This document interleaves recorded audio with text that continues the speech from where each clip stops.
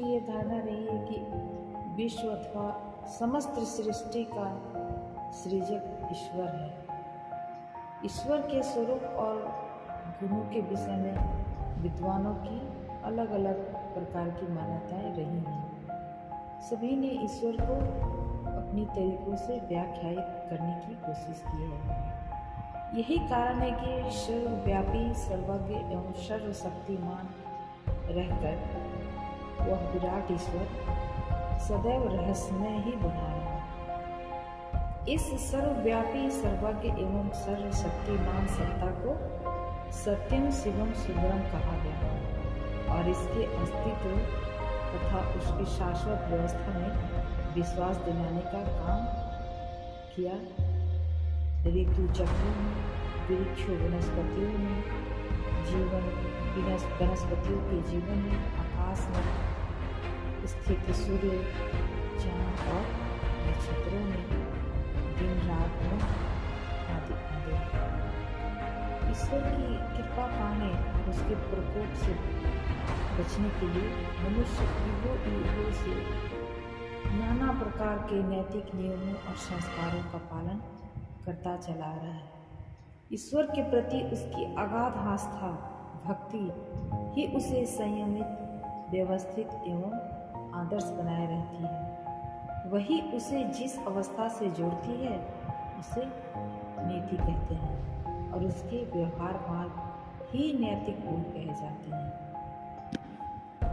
आवश्यकता आविष्कार की जननी है। प्रत्येक युग में मनुष्य ने अपनी जरूरत के आधार पर नए अध्ययन और आविष्कारों पर जोर दिया है।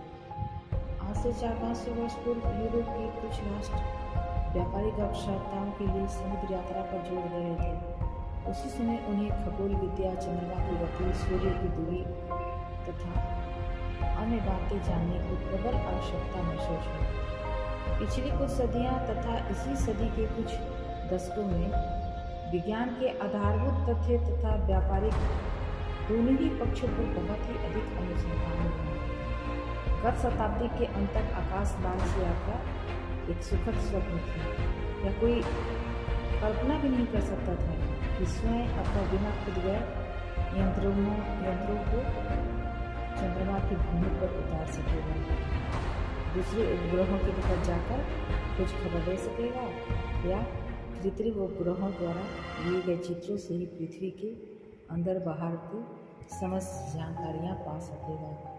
और इन सभी कार्यों को करने के लिए चाहिए साधना। किसी भी मन चाहे उपयोगी कार्य को पूरा कर लेने की क्षमता ही सिद्धि है। और सिद्धि, साधना शब्द इसके साथ ही अभिन्न रूप से जुड़ा है। सभी प्रकार की सिद्धियां साधनाओं का ही परिणाम है। बिना साधना के सिद्धि की प्राप्ति संभव नहीं है। सिद्धियां और सिद्ध पुरुष दोनों ही ठोस वास्तविकता है। इस संसार में सभी युग में सिद्ध पुरुष हुए हैं और वे प्राचीन काल में भी थे और वर्तमान काल में भी हैं। सिद्धि पुरुषों की कृपा और प्रेरणा से प्राचीन काल में भी चमत्कारी घटनाएं घटती थीं, वर्तमान काल में भी घटती हैं।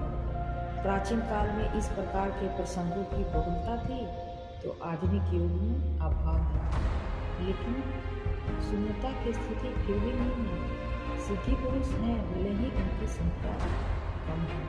आज के युग में जबकि विज्ञान की सार्वभौम सत्ता स्थापित हो चुकी है, फिर भी विश्व के सभी राष्ट्र सिद्धियों, सिद्ध पुरुषों, पराभौतिक शक्तियों तथा देवी शक्तियों में पूर्ण विश्वास करते हैं।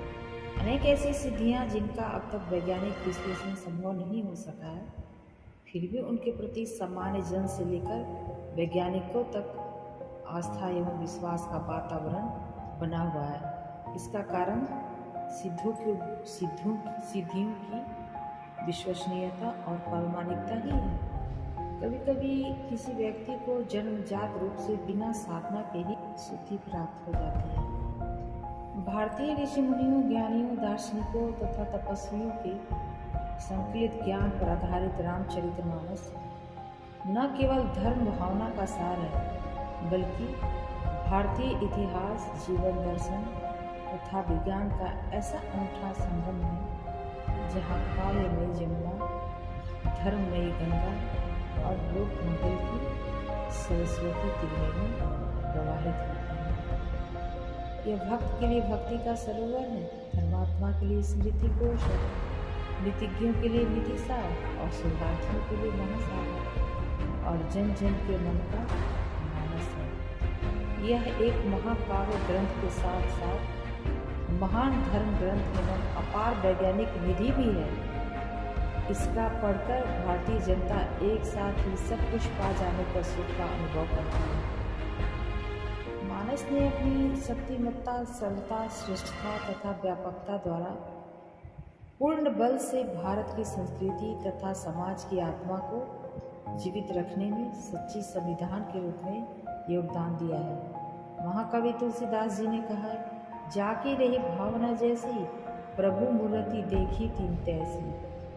अतः व्यक्ति चाहे राजनेता हो, धार्मिक नेता हो, धर्मावलंबी अथवा शोधार्थी, कोई भी क्यों न हो, इस महान काव्य ग्रंथ रूपी महासागर से अपनी अपनी भावना के अनुसार अभिवांछित सामग्री प्राप्त कर तृप्त हो जाता है। संपूर्ण साहित्य संसार में रामचरितमानस ही एक ऐसा महाकाव्य है जिसके विषय में सर्वाधिक शोध ग्रंथ हुआ है और हो रहे हैं। मानस भूगर्भ निधि के समान है, जिसका जितना अधिक खनन किया जाए उतना ही अधिक उपलब्ध होगा। यही कारण है कि रामचरितमानस के विषय में किसी भी अन्य ग्रंथ की अपेक्षा सर्वाधिक समीक्षाएं, आलोचनाएं, काव्य सौंदर्य, तुलसी की साहित्य साधना इत्यादि अनेक अध्ययन साहित्यिक दृष्टिकोण से आज तक किए गए। अब रहस्यमय शक्तियों का स्वरूप कल्पना, भ्रम और श्रव्य कथा मानकर प्रयोगशील सत्यता का आकार ले चुका है। प्रयास द्वारा प्राप्ति को मान्यता मिल चुकी है। अब समय आ गया है कि भारतीय शिक्षाविद, विज्ञानविद तथा अन्य बुद्धिजीवी पाश्चात्य विज्ञान और दर्शन का मोह छोड़कर अपने पूर्वज एवं ऋषि मुनियों के ज्ञान को समझें तथा पाश्चात्य देशों की चमक दमक की दास्ता से स्वतंत्र हो भारतीय संस्कृति को अपनाएं। अनेकों साहित्यिक अध्ययन किए गए, किंतु मानस के पटल में छिपी वैज्ञानिक नीति को आज तक किसी ने खोजने का प्रयास नहीं किया। हम सभी रामचरितमानस का नित्य पाठ करते हैं, परंतु किसी ने भी आज तक यह मनन नहीं किया कि मानस में वर्णित वे कौन से पत्थर थे जो समुद्र में तैर सकते थे, वे कौन सी जड़ी बूटियाँ थी जो केवल रात्रि में ही सूर्योदय से मूर्छित व्यक्ति को चेतनावस्था में ला सकती हैं, वह कौन सी किरण थी जो शिव जी के तीसरे नेत्र से निकल कामदेव को भस्म कर सकती थी, वह क्या कारण था जो हजारों योद्धाओं के एक साथ प्रयत्न करने के उपरांत भी उनसे धनुष न उड़ सका, जबकि श्री राम ने अकेले ही उसे तोड़ दिया। वह कौन सी शक्ति थी जिसे कुबेर के पुष्पक विमान को श्री राम के कहते ही मानव रहित कर लौटा दिया। वह कौन सा अस्त्र था जिसके कारण स्वर्ण लंका जलकर भस्म हो गई और हनुमान जी का बाल भी बांका न हो सका। हजारों वर्ष पूर्व रचित वाल्मीकि रामायण, अध्यात्म रामायण, वेदों, पुराणों आदि के आधार पर काव्यबद्ध किए गए। इस महाकाव्य में अनेक ऐसे प्रसंग हैं जिनसे वैज्ञानिक तथ्यों का आभास होता है और स्वयं तुलसीदास जी ने भी स्वीकारा है कि रामचरितमानस भक्ति, ज्ञान, विज्ञान और वैराग्य का विभाग सहित वर्णन है। पुनि प्रभु कहहु सो तत्व बखानी, जे ही विज्ञान मगन मुनि ज्ञानी, भक्ति ज्ञान विज्ञान विरागा, पुनि सब वर्णहु सहित विभाग। मानस में छिपे इन वैज्ञानिक तथ्यों एवं तत्कालीन वैज्ञानिक उपलब्धियों ने रामचरितमानस में अनेकों ऐसे वैज्ञानिक तत्वों को शामिल होने का दावा किया है। यद्यपि इसकी गहराई तक पहुंचना अभी तक आसान नहीं रहा।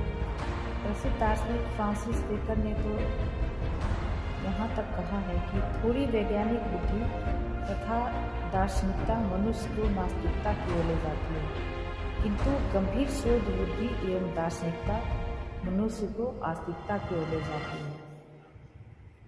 अतएव सृष्टि की नियामक सत्ता के संदर्भ में इनकार करने से पूर्व गंभीरता से विचार करना चाहिए। विज्ञान ने परमाणु की जो खोज की है उससे भी कण कण में भगवान की मान्यता प्रतिपादित होती है। पदार्थ का छोटे से छोटा आंखों से दिखलाई देने वाला मात्र टुकड़ा असंख्य परमाणुओं का समुच्चय है। अब तक परमाणु के भी सूक्ष्म तत्व न्यूट्रॉन्स, प्रोटॉन्स एवं इलेक्ट्रॉन्स को भी खोज लिया गया है, जो परमाणु से भी सूक्ष्मतम होते हैं। परमाणु के नाभिक के विघटन से प्रचंड ऊर्जा उत्पन्न होती है। हिरोशिमा का परमाणु बम विस्फोट इसकी भयंकर विनाश शक्ति का उदाहरण हमारे सामने है। उस समय पूर्व से विज्ञान यह भी मानने लगा है कि प्रत्येक पदार्थ का एक प्रतिपदार्थ भी होता है, जो प्रतिछाया रूप में सूक्ष्म संसार में रहता है। जैसे परमाणु के न्यूट्रॉन्स, प्रोटॉन्स एवं इलेक्ट्रॉन्स होते हैं, उसी प्रकार प्रतिपदार्थ के परमाणु के भी एंटी न्यूट्रॉन्स, एंटी प्रोटॉन्स तथा एंटी इलेक्ट्रॉन्स होते हैं। वैज्ञानिक भी अब इस बात को स्वीकार करने लगे हैं कि जड़ के अतिरिक्त चेतन शक्ति का पृथक अस्तित्व है, जो भौतिक क्षेत्र से परे है। इस शक्ति की खोज करने के लिए विज्ञान भी अपना कार्य क्षेत्र बदल रहा है। प्रसिद्ध वैज्ञानिक ऑलिवर लॉज का कथन है कि मुझे विश्वास है कि अब वह समय निकट आ गया है जबकि विज्ञान को नए क्षेत्र में प्रवेश करना होगा। विज्ञान अब भौतिक जगत तक ही सीमित नहीं रहेगा। चेतना जगत भी अब वैज्ञानिक प्रयोग परीक्षण का महत्वपूर्ण क्षेत्र बन गया है।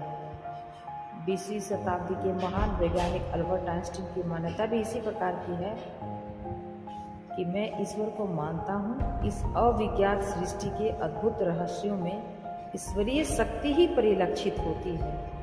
अब विज्ञान भी इस बात का समर्थन कर रहा है कि संपूर्ण सृष्टि का नियमन एक अदृश्य चेतन सत्ता कर रही है। रसायन Shastri doctor thermal David parks भी अपने जीवन के अनुभवों को इस प्रकार प्रतिपादित करते हैं। मेरे चारों ओर जितना भी दृश्य जगत है उसमें नियम और प्रयोजन देखता हूँ। मुझे यह मान्यता निराधार जान पड़ती है कि सभी पदार्थ एवं पदार्थों से युक्त यह सृष्टि अकस्मात मात्र परमाणुओं के संघात से बनी है। मैं तो सर्वत्र कण कण में बुद्धि व्यवस्था का साम्राज्य देखता हूँ, एक ऐसी बुद्धि जो सुपर है, अचिंत्य, अगोचर है। उस मुक्ति बुद्धि को ही भगवान कहता है। वैज्ञानिक मेक राइट ने भी अपना अध्ययन निष्कर्ष इस प्रकार प्रस्तुत किया है कि परोक्ष जगत में एक ज्ञान युक्त एवं इच्छा युक्त सत्ता के होने की पूरी संभावना है। विश्व की समस्त गतिविधियाँ इसी से संचालित हैं।